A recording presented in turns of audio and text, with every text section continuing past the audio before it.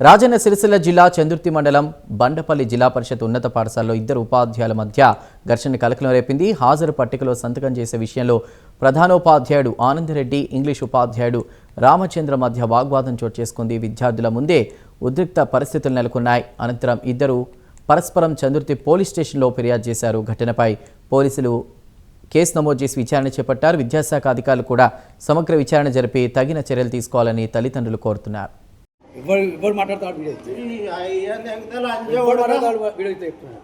ఫోటోలు తీస్తావు, నేను తీయనా ఫోటోలు? చలో పడు సార్, తీయండి.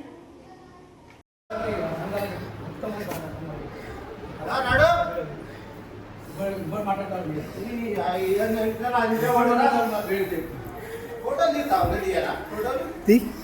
చలో పడు సార్, తీయండి.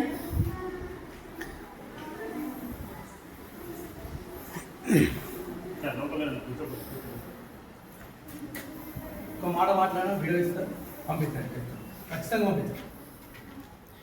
ఏంటి సార్ బల్లే ఇస్తున్నాడు. ఏం మాట్లాడుతున్నారు? ఏం బూతులు మాట్లాడుతున్నారు చూడండి.